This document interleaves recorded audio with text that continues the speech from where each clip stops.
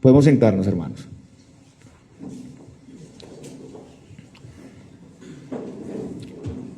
Seguimos la exposición consecutiva de la palabra de Dios y ya llegamos al final de esta carta sermón y a la bendición pastoral del autor sobre los hebreos. Recordemos que los creyentes hebreos y el autor de la carta eran una segunda generación de creyentes, como podemos verlo en Hebreos capítulo 2, versículo 3. O sea, los hebreos y sus pastores recibieron el evangelio de los apóstoles o de sus discípulos, no directamente del Señor. Eso es importante. Los hebreos en un principio habían sido fieles, perseverantes ante el sufrimiento, pero después de un tiempo, como hemos visto, un tiempo de paz, de tranquilidad, y por la influencia y presión de sus amigos y conocidos judíos, estaban llegando a ver el cristianismo como algo inferior y estaban en peligro de abandonar completamente la fe. Consideraban superior la revelación del Antiguo Testamento, consideraban superiores a los ángeles, o le dan un lugar de preeminencia a los ángeles, a algunos personajes, profetas del Antiguo Testamento, y a todo el sistema sacerdotal. O sea, ellos querían regresar a toda la ritualidad ceremonial en el templo, con los sacrificios, con las comidas ceremoniales. Y los hebreos, como hemos visto, hermanos, eran personas con gran conocimiento de las Escrituras. Incluso el autor dice que ya ellos debían ser maestros, pero contrario a eso, ellos estaban estancados, eran negligentes, fluctuantes, y no estaban avanzando en esta carrera de la fe. Entonces el autor escribe aquí para mostrar la supremacía de Cristo y su obra sobre todo el Antiguo Testamento. El autor nos llama a ver, a apreciar la grandeza del nuevo y mejor pacto. Y el autor nos muestra la responsabilidad que tenemos en esta salvación. Además, presenta ejemplos de otros que caminaron por fe y triunfaron en la carrera porque tenían la vista puesta en el Señor. Y hay un gran galardón por delante, pero hay que correr con paciencia la carrera para obtener esa promesa. Los creyentes no retroceden, sino que tienen como fruto el avance constante hacia esa meta, y así son preservados por el Señor. Y están llamados a valorar, estamos llamados a valorar esta salvación, a atender a la voz del que llama, que claramente es Cristo. Y tenemos que actuar individualmente, pero también como congregación. Estamos llamados a ser agradecidos, a servir a Dios, agradándole con temor y con suma reverencia. Estamos llamados también a servir en amor a otros. Y también vemos que hasta el final el autor enfatiza este mensaje puro del Evangelio, sin añadiduras. Hay enseñanzas diversas, extrañas, que afectan a los creyentes. En este caso, los judíos estaban trayendo toda esta idea, toda esta doctrina del Antiguo Testamento sin Cristo a ellos, y los estaban afectando. Pero la realidad es que hay un solo evangelio, y seguir al Señor implica abnegación, vituperio. Si ellos iban a vivir conforme a Cristo en esta sociedad judía, pues iban a ser perseguidos como su maestro, como su Señor. Y el autor, como hemos visto, tiene una sincera preocupación por los hebreos y desea su bienestar. Él es un pastor. Y el día de hoy vamos a continuar viendo sobre este interés pastoral del autor. Y lo que tenemos en primer lugar es esta bendición, esta maravillosa bendición pastoral.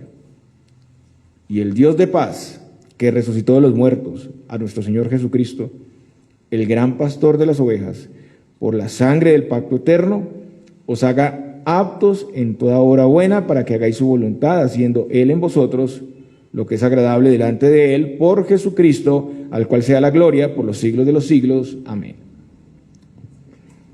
Como ya hemos visto, hermanos, el autor, después de exhortarles a obedecer y sujetarse a sus pastores, después de llamarles a orar por ellos para facilitar y hacer cada vez mejor su trabajo, ahora nos recuerda que detrás de esa ardua y grandiosa labor pastoral está nuestro Dios.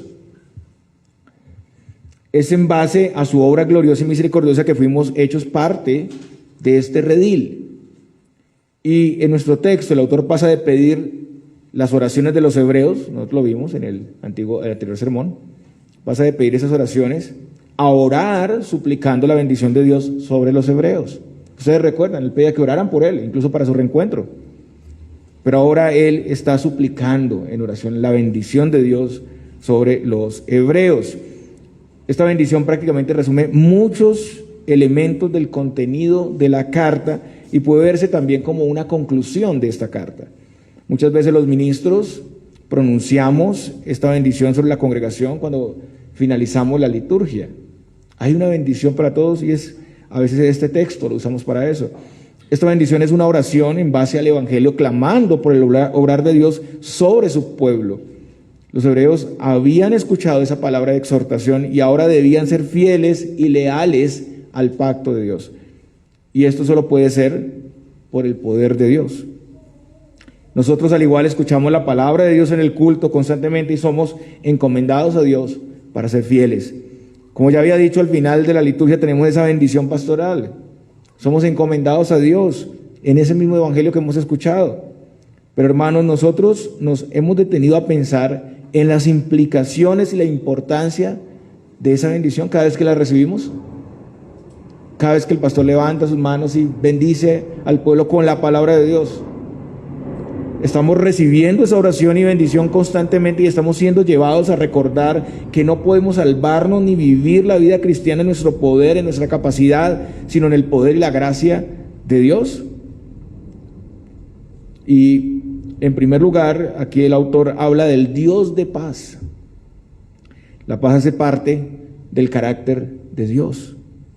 Dios es quien trae la paz a su pueblo.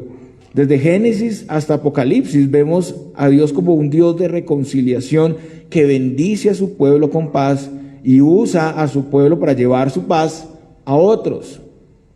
Dios describe su pacto en términos de paz.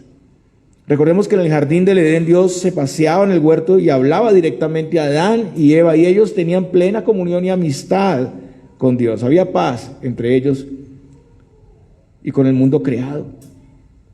Pero después de la caída en Génesis, el hombre y toda su descendencia quedó bajo la ira de Dios. La relación con Dios quedó rota, enemistad, y la creación misma también fue afectada. La creación gime, está con dolores de parto hasta ahora. Pero también, desde ese mismo momento, el Señor reveló la forma en que traería la reconciliación de todas las cosas.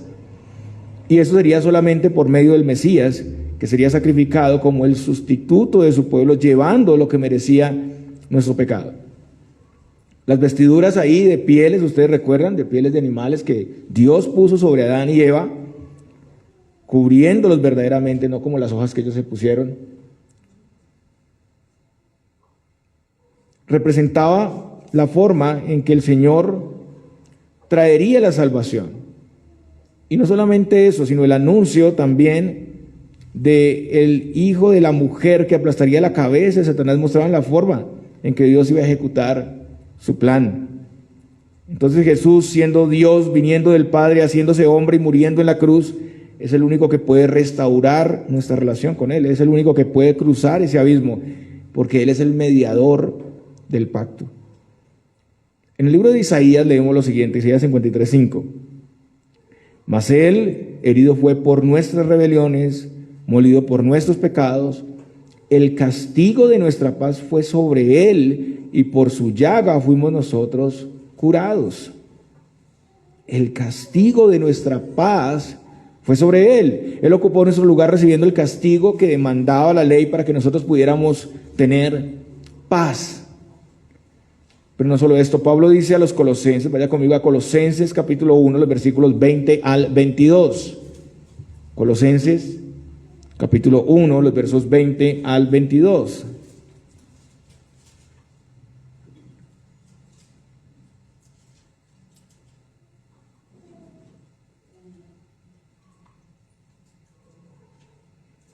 Y por medio de Él reconciliar consigo todas las cosas, así las que están en la tierra como las que están en los cielos, haciendo la paz mediante la sangre de su cruz. Y a vosotros también, que erais en otro tiempo extraños y enemigos en vuestra mente, haciendo malas obras, ahora os ha reconciliado en su cuerpo de carne por medio de la muerte para presentaros santos y sin mancha e irreprensibles delante de Él. El Señor por su obra logra la reconciliación y la paz. Y eso incluye no solamente nuestra reconciliación con Dios, sino incluye la restauración de todas las cosas que ya inició, pero en parte, es solamente en parte, porque al final será completa la restauración, cielos nuevos y tierra nueva. Y empezó con nosotros, con la regeneración de nuestros corazones. Pero este mundo está gimiendo hasta que se manifiesten los hijos de Dios, hasta que todo sea restaurado y haya esa recreación, esos nuevos cielos y tierra nueva. Entonces, el Señor ya hizo eso en su obra, pero tenemos algunas de esas bendiciones que solamente serán plenas en la segunda venida. Y Jesús fue el sacrificio, pero además es el gran pastor de las ovejas. Y noten que dice gran pastor, esto es equivalente también a sumo sacerdote, como en Hebreos 4:14. El apóstol Pedro también dice que Jesús es el príncipe de los pastores, primera de Pedro 5:4. Él es quien supervisa, alimenta y guía al redil. Él es el sumo sacerdote que ofrece el sacrificio y Él mismo es el sacrificio. El Señor fue sacrificado en nuestro lugar. Su sangre fue derramada para el perdón de los pecados. Y este es un pacto o una alianza eterna. Esto hace referencia al nuevo y mejor pacto que está profetizado en Jeremías 31, del 31 al 34, de lo que ya estudiamos desde el capítulo 7 hasta el 10, ampliamente. El autor expuso ampliamente sobre este nuevo y mejor pacto, donde claramente vemos que Dios es el autor de ese pacto, y este es un pacto mejorado en contraste con el antiguo. Esencialmente, un pacto significa un acuerdo hecho entre dos o más personas que se comprometen a cumplir lo establecido, y en el pacto de Dios es Dios quien cumple estas condiciones, porque el hombre en su condición no puede hacerlo. Y es un mejor pacto porque Cristo es el mediador. En este pacto Él es el sacerdote, el sacrificio perfecto, y su sacrificio no se repite muchas veces, sino que fue hecho una vez y para siempre. Y Él consigue para siempre el perdón de los pecados. Hermanos, recordemos, los sacrificios de animales no podían quitar el pecado, solo apuntaban a quien lo podía quitar. Dios no se agradó del sistema ceremonial del antiguo pacto. En Hebreos 10:5, que hace referencia al libro de los Salmos, a Salmos 40, del 6 al 8, Hebreos 10:5 dice: por lo cual, entrando en el mundo, dice, sacrificio y ofrenda no quisiste, mas me preparaste cuerpo. El Señor no quiso los sacrificios y ofrendas de animales y envió a Jesucristo, el sustituto perfecto. La sangre de Cristo es la única provisión para la redención. No hay otra cosa, no hay nada más que pueda darnos rescate o redención de la condenación del pecado. Y eso lo hemos anunciado por el mismo Señor cuando instituyó la cena, en un pasaje que a veces también citamos cuando damos el sacramento. Y tomando la copa y habiendo dado gracia, les dio diciendo: bebed de ella todos, porque esto es mi sangre, el nuevo pacto, que por muchos es derramada para remisión de los pecados. Mateo 26, del 27 al 28. En este pacto el Señor derramaría su sangre para perdonar los pecados, una vez y para siempre. En su vida y obra Él cumplió perfectamente todas las demandas de ese pacto. Su pago fue completo. No habrá ninguna mejoría, no habrá ningún cambio, porque este pacto ya es mejor, ya es el mejor pacto, y es un pacto final. La sangre de Cristo es eficaz, suficiente como pago para esa redención eterna del pueblo de Dios. Y la resurrección aquí también es muy importante, hermanos. El Dios de paz resucitó de los muertos a nuestro gran pastor, a nuestro Señor Jesucristo. Y el autor habla aquí de la resurrección, pero recordemos que el autor pertenecía a una segunda generación, que ya lo dije, o sea, él no fue un testigo presencial, él recibió el testimonio de la vida y obra de Cristo, incluyendo la resurrección, pero no del mismo Señor, sino de otros que oyeron. Y eso es lo que vemos en Hebreos 2:3. Por esa razón sabemos que pues, no era el autor el apóstol Pablo, ¿no? Pero lo central aquí es que la muerte y resurrección de Jesús es una doctrina fundamental. Miren que estamos exponiendo el Evangelio, mis hermanos. No importa cuántas veces lo repitamos, porque solo tenemos ese Evangelio. Si yo les digo otra cosa diferente, ahí sí las cosas sería grave, estaría mal. No existe otro Evangelio. Este es el Evangelio. En boca de muchos predicadores, pero es el mismo Evangelio. Y el autor hace énfasis y repite muchas cosas, que es una de las formas también de enseñar, de lo que hace un maestro para que quede esto bien claro en las mentes de sus oyentes. Y es importante la resurrección de Jesús, porque a partir de esta gloriosa obra el Señor nos redime, nos salva y nos provee una salvación que no es temporal ni incompleta, sino plena por la eternidad. En Romanos 4:25 dice, el cual fue entregado por nuestras transgresiones y resucitado para nuestra justificación. Todos hemos transgredido la ley de Dios y merecemos juicio. La justificación es por el Evangelio de Cristo, que incluye la resurrección. Y aquí Pablo habla de Abraham, que creyó y su fe le fue contada por justicia. Como consecuencia también los que tengan la fe de Abraham, los que crean el Evangelio de Cristo completo, ¿no?, incluyendo la resurrección, serán justificados. El Evangelio por el que somos justificados, según este pasaje, incluye que Él fuera entregado por nuestras transgresiones y que resucitara a los muertos. Tanto su vida, muerte, como su resurrección eran necesarios para vencer la muerte. La muerte no tendría poder para dañarnos si no fuera por el pecado. Con la resurrección la muerte perdió su aguijón, que es el pecado. Cristo satisfizo todas las exigencias de la ley, entonces la ley no tiene poder sobre los que tienen la justicia de Cristo. La resurrección es la prueba de que el Señor recibió satisfacción, el Padre recibió satisfacción con la vida y obra de Cristo en nuestro lugar. La resurrección es la derrota del pecado, la muerte y Satanás. Es la victoria de Dios. Y el apóstol Pablo define el Evangelio que ha anunciado diciendo en 1 Corintios 15, los versículos 1 al 4, además os declaro, hermanos, el Evangelio que os he predicado, el cual también recibisteis, en el cual también perseveráis, por el cual asimismo, si retenéis la palabra que os he predicado, sois salvos, si no creísteis en vano. Porque primeramente os he enseñado lo que asimismo recibí, que Cristo murió por nuestros pecados conforme a las Escrituras, y que fue sepultado y que resucitó al tercer día conforme a las Escrituras. La muerte, sepultura y resurrección de Cristo en cumplimiento de las Escrituras son la victoria del plan de Dios sobre todos sus enemigos y el pago y satisfacción por el pecado que trae la reconciliación y la paz. Es Dios mismo, el Dios de paz, quien trae esa paz. Dios consiguió la paz y Él quiere que vivamos haciendo su voluntad para que cada día podamos disfrutar más plenamente de esa paz. El Evangelio, hermanos, solo el Evangelio trae esa paz que se extiende a todos.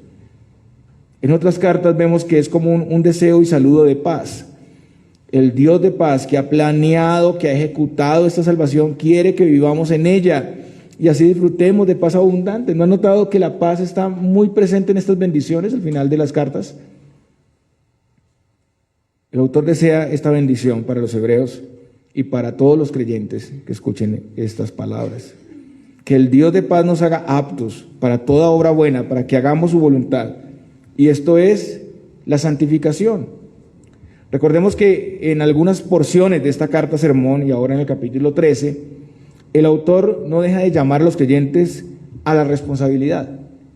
Nosotros a veces leemos este pasaje y decimos, ¡ay, qué bien! Dios ha hecho todo, no tengo que hacer nada, ¿cierto? Equivocadamente pensamos así. Pero no, mis hermanos. Y tenemos que ver el equilibrio que hay en toda la carta, porque si miramos solamente un pasaje, pues podemos llegar a una conclusión equivocada. Pero un mejor pacto con mayores bendiciones implica también mayor responsabilidad. El autor ha llamado a estar firmes, a considerarnos unos a otros para estimularnos al amor y a las buenas obras. Ustedes recuerdan que los hebreos como que no se estaban congregando regularmente, entonces el autor los llama a congregarse, a permanecer y perseverar con paciencia hasta el final, los llama a despojarse de todo peso de pecado, que soportemos la disciplina, a levantar las manos caídas, las rodillas paralizadas, a seguir la paz y la santidad con todos, a obedecer la voz del que habla, a vivir en amor con el prójimo, en la hospitalidad, el amor hacia los presos, los maltratados, el amor en el matrimonio, la generosidad, la fidelidad al evangelio, el sufrimiento por causa de Cristo, la sujeción en Cristo a los líderes, la oración, entre muchas cosas más. Yo creo que se me escapan algunas. Pero todo esto es responsabilidad, mis hermanos. Y no podemos dejar de decirlo. La palabra de Dios lo dice, mis hermanos. Hay responsabilidad. Somos responsables en el pacto, pero es verdad que no podríamos hacer nada de eso sin el poder y la gracia del Señor. Las palabras os haga aptos se traduce como completar, reparar o ajustar.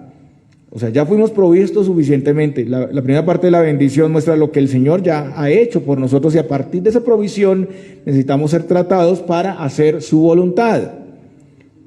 Y esto lo hace el Señor en nosotros. El Señor obra completando, restaurando esas debilidades, defectos. Él nos da todo lo que es necesario para hacer su voluntad. Dios es quien activamente nos santifica. O sea, dice, haciendo Él en vosotros lo que es agradable delante de Él por Jesucristo. Como vimos, hay responsabilidades en el nuevo pacto y solo podemos guardarlas bajo el poder y la dirección del Señor. Pero en el nuevo pacto el Señor nos provee y ayuda para hacer lo que es agradable delante de Él, aunque esto no anula la responsabilidad del creyente. Todo eso tiene que ver con la obra de santificación. El apóstol Pablo también dice a los filipenses en Filipenses 2 del 12 al 13, por tanto, amados míos, como siempre habéis obedecido, no como en mi presencia solamente, sino mucho más ahora en mi ausencia, ocupados en vuestra salvación, con temor y temblor, porque Dios es el que en vosotros produce así el querer como el hacer por su buena voluntad. La enseñanza en este pasaje es que debemos seguir trabajando en nuestras vidas, ser activos, continuar en un esfuerzo continuo, valga la redundancia, para hacer la voluntad de Dios. Continuar en ese esfuerzo, en esa diligencia por hacer la voluntad de Dios. Y hermanos, déjenme decirles que no es una tarea fácil. Sin embargo, es el llamado inevitable para todo cristiano. El propósito de la redención es precisamente un pueblo que sea santo, celoso de buenas obras. Tito 2:14 dice, quien se dio a sí mismo por nosotros para redimirnos de toda iniquidad y purificar para sí un pueblo propio, celoso de buenas obras. Un reino de sacerdotes y gente santa.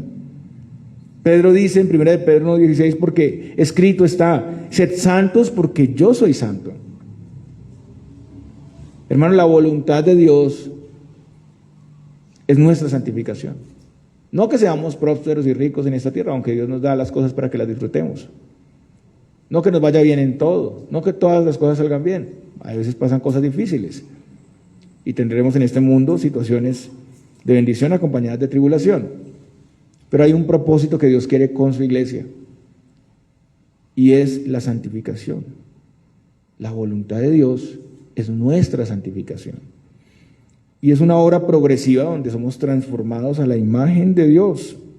Como dice 2 Corintios 3:18, por tanto nosotros todos, mirando a cara descubierta como en un espejo la gloria del Señor, somos transformados de gloria en gloria en la misma imagen como por el Espíritu del Señor. En la santificación, hermanos, hay cooperación. El creyente coopera con el Espíritu del Señor para trabajar y avanzar. No podemos simplemente quedarnos paralizados, esperar que alguien nos empuje, sino que debemos cooperar. En nuestra santificación morimos al pecado y vivimos más y más a la justicia. Eso es cooperación. Y este comportamiento es evidencia de nuestra identidad. O sea, usted puede saber si es un creyente o es un elegido de Dios porque usted está trabajando en su santidad, porque a usted le importa ser santo. La obediencia y la perseverancia en la vida que agrada a Dios es incluso evidencia de nuestro llamamiento y elección. Pedro lo dice en 2 de Pedro 1 del 5 al 10. Vosotros también, poniendo toda diligencia por eso mismo, añadid a vuestra fe virtud, a la virtud conocimiento, al conocimiento dominio propio, al dominio propio paciencia, a la paciencia piedad, a la piedad afecto fraternal y al afecto fraternal amor. Porque si estas cosas están en vosotros y abundan, no os dejarán estar ociosos ni sin fruto en cuanto al conocimiento de nuestro Señor Jesucristo. Pero el que no tiene estas cosas tiene la vista muy corta, es ciego, habiendo olvidado la purificación de sus antiguos pecados. Por lo cual, hermanos, tanto más procurad, escuchen bien, hacer firme vuestra vocación y elección, porque haciendo estas cosas no caeréis jamás. Noten ustedes que aquí se nos habla de toda diligencia, se nos habla de añadir a nuestra fe y abundar en esas cualidades piadosas, porque haciendo eso no estaremos sin fruto. O sea, ese comportamiento es evidencia de nuestra identidad. También el autor de Hebreos ya había dicho en Hebreos 6 del 11 al 12, pero deseamos que cada uno de vosotros muestre la misma, escuchen bien, la misma solicitud hasta el fin para plena certeza de la esperanza, a fin de que no os hagáis perezosos, sino imitadores de aquellos que por la fe y la paciencia heredan las promesas. Hermanos, sinceramente, ¿estamos siendo diligentes o perezosos? Porque es claro que hay cooperación de parte nuestra. No podemos quedarnos ahí, pero es que yo no tengo deseo de hacer esto, nada, no, hay que tomar una iniciativa. Y si nunca la tomamos, nunca va a pasar. El misterio de esto y la paradoja de esto es que Dios usa esa misma diligencia y Dios mismo da esa misma diligencia. Pero somos responsables. Todo nuestro esfuerzo, tanto el querer como el hacer, es producto de la actividad de Dios, quien hace todas las cosas según su voluntad. Es porque Dios está obrando en nosotros el querer como el hacer que podemos ocuparnos en nuestra salvación. Dios hace que los creyentes se ocupen de su salvación sin anular su responsabilidad. Pero estamos llamados a obrar y a esforzarnos, a cumplir nuestra responsabilidad como si dependiera de nosotros, pero sabiendo que todo depende de Dios y es obra de Él. El Señor es quien inicia, hace y perfecciona esa obra de santificación. Bueno, esto último que dije lo dijo alguien, no es mío, pero es muy importante, ¿no? Como si dependiera de nosotros, pero sabiendo que depende de Dios y es obra de Él. El Señor es quien inicia y hace y perfecciona esta obra, que va a ser completa solamente cuando Cristo venga por segunda vez. Y la promesa es que el Señor concluirá la obra que inició en nosotros. ¡Qué gozo y qué esperanza! En el libro de Filipenses leemos, Filipenses 1:6, estando persuadido de esto, que el que comenzó en vosotros la buena obra, la perfeccionará hasta el día de Jesucristo. Entonces, hermanos, tenemos dos verdades juntas que están en tensión sin que la una contradiga a la otra. Esta es una definición teológica, no es algo que yo esté diciendo en mis propias palabras. Son dos verdades juntas, en tensión, sin que la una contradiga a la otra. Y hermanos, esta exhortación no es para otros por allá lejos, es para nosotros, es para nosotros. Ahora, si es para otros por allá lejos que pueden estar escuchando esto, pero primeramente, este sermón es para su iglesia, su congregación. No nos engañemos a nosotros mismos, no pensemos que podemos vivir en la parálisis espiritual y que nada va a pasar. Hay personas que consideran estar en el Señor, pero están en desánimo, en decaimiento y no encuentran razones para perseverar. Pero el Evangelio de Cristo es suficiente. No nos cansamos de decirlo, el Evangelio de Cristo es poderoso, es lo más motivador que puede haber. No existe en esta tierra otro agente motivador que el Evangelio de Cristo. Y hay que tomar decisiones, hay que buscar el poder de Dios para perseverar. Es precisamente porque tenemos todas estas bendiciones del nuevo pacto que debemos actuar y estar animados a perseverar. ¿Qué queremos mejor que lo que tenemos en el nuevo pacto? No hay nada que lo mejore. El amor y cuidado de Dios con nosotros debería ser suficiente. Suficiente. Estamos llamados a valorar y apreciar las gloriosas bendiciones que tenemos en esta salvación. Y realmente, como lo vimos antes en la carta, somos sumamente privilegiados. Hay serias consecuencias para los que menosprecian a Cristo. Hay múltiples responsabilidades, pero el autor pide la bendición sobre el pueblo para poder vivir en lealtad y fidelidad a Dios. Y es una promesa, hermanos, que debe animarnos para perseverar más, porque no estamos solos. Cristo está trabajando en cada uno de nosotros hoy, y Él no dejará esa obra a medias, Él la concluirá. Entendiendo esto, deberíamos estar más dispuestos, animados a cooperar. No olvidemos, hermanos, no olvidemos, como en Juan 15, que al que da fruto es podado para dar más fruto, ¿cierto? Es bendecido para dar más. Esa es una regla en las Escrituras. Pero cuando nosotros no damos nada, no nos disponemos ni queremos y nos volvemos pasivos, estamos rumbo al endurecimiento. Y recordemos que las ramas que no dan fruto son quitadas, ¿cierto? Y no es que se pierda la salvación, es que nunca se tuvo. Es en base a Él que somos capacitados y completados para hacer su buena voluntad, para vivir agradando a Dios. Y en todo ese plan y propósito de salvación y santificación hay gloria y alabanza. El autor dice, al cual sea la gloria por los siglos de los siglos. Amén. Entonces, a partir de esta oración de bendición y alabanza tenemos también el llamado del autor. Escuchen bien.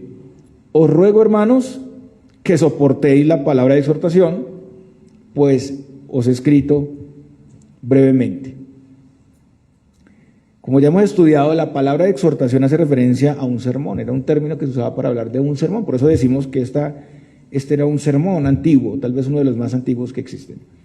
Además, cuando el autor dice, os escribo brevemente, en el griego la palabra es epistelo y la traducción es escribí carta. O sea, carta, sermón. Por eso lo he dicho repetidas veces, carta, sermón. Y el autor les llama y los anima a soportar la enseñanza que les ha dado y dice que es breve. Recordemos lo que estaba pasando con ellos, algunos tentados a volver al judaísmo, y este sermón es fuerte. Habla de apostasía, de pisotear la sangre de Cristo. Hay llamados y responsabilidades que asumir. A los hebreos y a muchos creyentes de todos los tiempos les iba a costar obedecer. Ellos debían recibir y tolerar esta enseñanza. Hermanos, en el libro de Proverbios leemos, Eclesiastés, en el libro de Eclesiastés capítulo 12, versículo 11.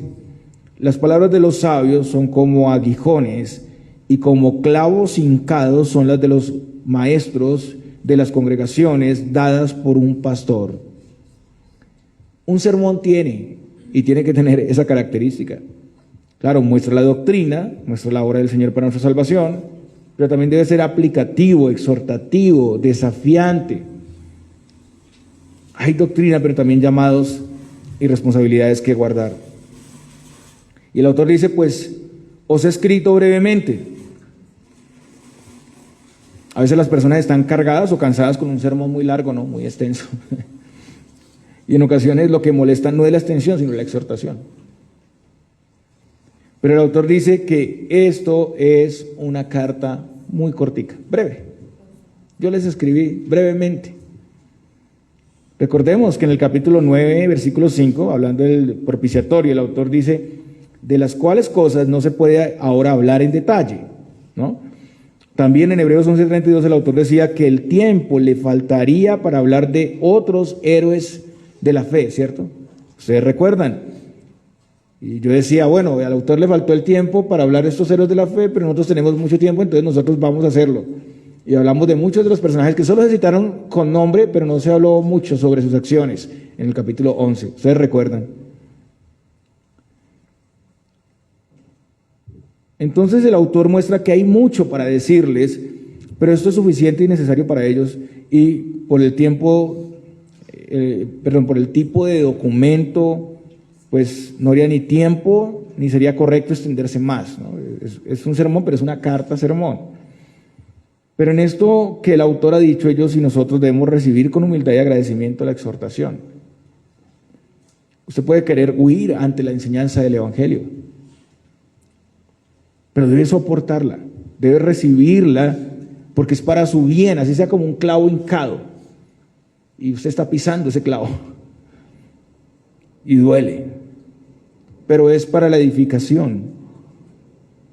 Hermanos, asumamos los llamados del Señor, no los ignoremos. No desplacemos la responsabilidad a otros, no miremos al lado. Aunque nuestra condición en pecado sea advertido, señalado y nos duela y nos incomoden las palabras del predicador, asumamos con responsabilidad esos llamados. Pero noten que, aunque el predicador les exige soportar su exhortación, el predicador les llama hermanos. Somos una familia, la familia de Dios. Cristo, nuestro hermano mayor, fuimos adoptados por el Señor y ahora estamos llamados a vivir bajo esa nueva identidad. Eso es parte de la familia de la fe, es la vida de los creyentes. Si no, entonces no seríamos creyentes, no seríamos del pueblo de Dios. Entonces no nos sorprendamos cuando hay exhortación, porque eso es una muestra de que el Señor nos cuida, que el Señor nos santifica. Y el versículo 23 dice: sabed que está en libertad nuestro hermano Timoteo, con el cual, si viniere pronto, iré a veros. Y esta parte es como una postdata. Esta es una buena noticia para los hebreos. Timoteo está en libertad. Es posible que Timoteo fuera el acompañante de Pablo y el pastor de la iglesia de Éfeso. Según el autor, Timoteo estuvo encarcelado y había sido puesto en libertad. No sabemos las razones de su encarcelamiento, tal vez por predicar el evangelio. No sabemos dónde está el autor. El caso es que esperaba a Timoteo para ir a ver a los hebreos. Recordemos que en el versículo 19 el autor pedía oración para estar unido a los hebreos más pronto. Si Timoteo venía pronto a verle, pues él iría a verlos. Es posible que él necesitara de su compañía y apoyo en su viaje para estar con los hebreos y también para asistirles. Y esto es importante porque vemos esa preocupación por atender a estas personas. Les ha dado una carta, pero él quiere confirmarlos en la fe. El autor y Timoteo serían esos dones de Dios, esos dos siervos, esa provisión para confirmarles y para animarles. Y luego en el versículo 24 tenemos unos saludos: saludad a todos vuestros pastores y a todos los santos. Los de Italia os saludan. Entonces, como hemos visto, el autor en esta última parte de la carta ha tenido muy presentes a los pastores, los nombró varias veces, llamó a la congregación a obedecer, a sujetarse, facilitando su trabajo, ¿no? Recordar los ejemplos, imitar los buenos ejemplos del fin en que terminó su fe. Ahora, él les manda estos saludos y también saluda a los creyentes, los llama santos. Y esto es particular: los creyentes han sido apartados por el Señor, son diferentes al mundo. Los hebreos estaban a punto de dar un paso atrás, estaban siendo tentados y presionados para ver inferior todo lo que tenían en Cristo. Pero en medio de todo esto el autor los llama santos. Ellos son creyentes como nosotros, con luchas, con tentaciones, pero son apartados para Dios y son objetos de la gracia de Dios. Y hermanos, al confiar en el Señor y unirse a su reino, ustedes y yo somos especiales, somos tratados y llamados por Dios para crecer. Ahora está la frase: los de Italia os saludan, y puede ser indicativo a simple vista que la carta fue escrita desde Italia y que los hebreos estaban en Roma, pero realmente no es muy claro desde dónde se escribió la carta. Y hay dos posiciones. En primer lugar, el escritor escribe desde Roma a un grupo de cristianos que vivían fuera de Italia, y el autor incluye a sus amigos italianos en Roma. Esa puede ser una. O, en segundo lugar, lo más seguro es que el autor escribió a los cristianos que estaban en Roma desde algún lugar que estaba fuera de Italia, y sus amigos que venían de Italia enviaban saludos a sus conocidos y familiares que estaban en Roma. Es un poco complejo y difícil saber específicamente qué ocurría ahí, y pues no sabemos con claridad desde dónde se escribió y dónde estaban los hebreos. Pero lo importante aquí es lo que dice la carta, el contenido, y que es una carta canónica y que tiene un mensaje muy claro, muy cristológico para nosotros. Después de estos saludos tenemos de nuevo la bendición: la gracia sea con todos vosotros, amén. Y esto es muy común, como ya les decía, en las epístolas. Los hebreos que habían leído esta carta se hermosan con la profunda instrucción doctrinal que tiene, mostrando la supremacía de Cristo y la obra en el nuevo pacto, las diversas exhortaciones y advertencias y los llamados, pues solo podían recibir en los corazones esto y guardarlo por la gracia de Dios. Entonces el autor quiere el favor de Dios sobre los hebreos para caminar en la carrera de la fe, atendiendo al Señor sin desviarse. Entonces, hermanos, en conclusión, tenemos una gloriosa y grandiosa salvación. Hermanos, ustedes y yo somos sumamente privilegiados en este nuevo pacto. El Dios de paz ha enviado a su Hijo para traernos reconciliación y paz. Nosotros no podíamos hacer nada por nuestra cuenta. El Señor obró esta gran salvación de principio a fin. Él fue el sacerdote, el sacrificio, el que apaciguó la ira de Dios. Y Él consiguió la reconciliación de todas las cosas, y esa es una realidad ya y ahora, pero una realidad que será plena cuando Cristo venga por segunda vez. A partir de esa gloriosa obra, el Señor nos redime, nos salva y nos provee una salvación que no es temporal, que no es incompleta, sino plena por la eternidad. Y todo esto implica mayor lealtad, mayor fidelidad. Y no olvidemos que al que da más, es tratado y bendecido para que dé más fruto. Hay una carrera por recorrer, hermanos, y para hacerlo correctamente hay que perseverar, hay que ser constantes y hay que caminar mirando a Cristo. Y en esa carrera somos llamados a soportar la exhortación, a recibir la palabra de Dios con temor y temblor. ¿Estamos soportándola? Porque sí, podemos estar muy impactados con la palabra. Uy, la palabra tremenda, yo salí hoy, pero mejor dicho, impresionado. Pero no basta con quedar impresionados con la palabra. No basta con eso. El Señor quiere que la guardemos, que tomemos decisiones concretas, decisiones puntuales. Voy a congregarme regularmente. Voy a involucrarme en el servicio al Señor. Voy a sacar tiempos para estudiar más de Cristo, para profundizar en las Escrituras. Voy a involucrarme en el discipulado de la iglesia. Voy a asistir al tiempo de oración y repaso del sermón porque no quiero perder nada de la palabra y quiero también servir a otros, orar por otros, interceder por otros. Hace parte de todo lo que hacemos y de todas las provisiones que tenemos en Cristo. Voy a llevar el evangelio a mi familia, voy a llevar el evangelio a otros. Voy a dejar un área en la que he venido, digamos, permitiendo cierto pecado. Voy a trabajar en esa área y la voy a superar en el poder y la gracia de Dios. Hermanos, yo quiero animarles y llamarles a ver el evangelio de Jesucristo como la fuente suficiente de ánimo, gozo y perseverancia cada día. Yo quiero que les quede eso de esta carta, porque el autor no nos presentó sus experiencias personales. El autor no vino a hablarnos de él y de su vida y de cómo él nos aconseja cosas, no, la palabra de Dios, Cristo en las Escrituras, el cumplimiento de Cristo a través de toda la palabra de Dios. Y el Señor quiere que profundicemos en esto para tener paz, para tener gozo y empezar a experimentar esa libertad que nos da el Señor en su evangelio. Ya basta de vivir de esa manera donde escuchamos pero no nos emociona, pero no hay ninguna disposición. Hoy es día de tomar una nueva resolución para no desviarnos del camino. Porque lo que está diciendo aquí el autor es que los hebreos estaban a punto de irse otra vez al pasado. El Señor les bendiga, mis hermanos.